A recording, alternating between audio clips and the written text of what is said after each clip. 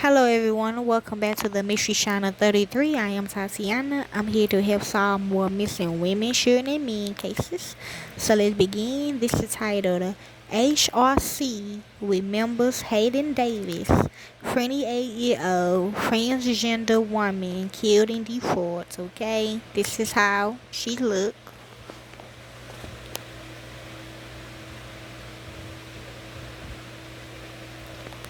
When me and his family were talking about it, we read that he was murdered really bad.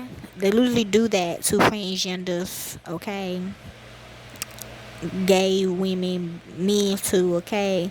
But it wasn't like rape. We thought, oh, he was raped badly. Nah, okay? They jumped him, okay? They beat him up. And we gonna show you the clip what we talking about, okay? Yes, off of Don't Be a Menace in South Central, okay? So let's begin. Hayden Davis's interests was wide-ranging, from fashion and the Kardashians to skincare and makeup. Her smile was bright and she had an active presence on social media. On July the 25th, Hayden, a 28-year-old black transgender woman, was shot and killed. Hayden's death is at least the 24th violent killing of a transgender or gender non-conforming person in 2022. We say at least because too often these deaths go unreported or misreported. At 28, Hayden Davis had a beautiful life in front of her. Now she's being taken from us in a horrible act of violence. Every day across our country, we are faced with the reality of violence against our community, particularly against black and brown transgender women. Violence is one of the horrific results of anti-transgender stigma and ugly rhetoric. True.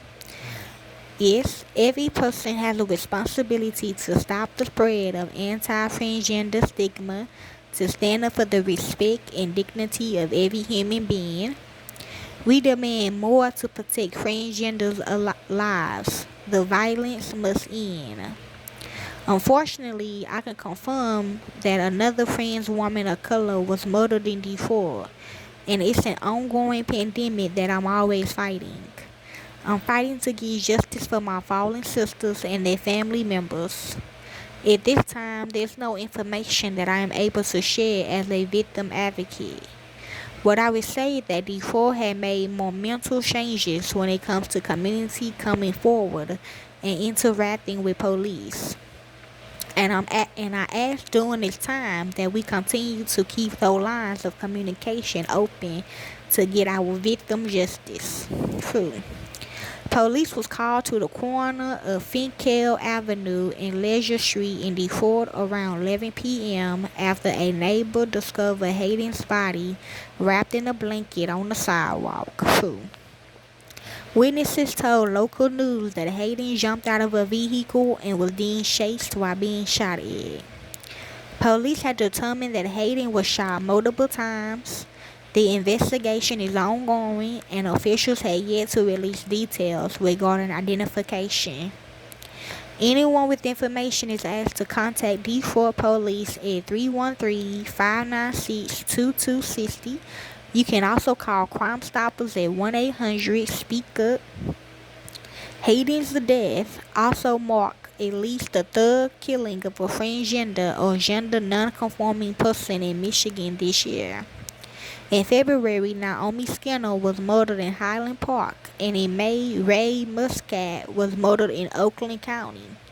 She is also among the at least 6 other incidents of fatal violence identified this month, with 2 additional incidents of concern being monitored by HRCs as of this writing, making July the deadliest month so far in 2022 for transgender and gender non-conforming people.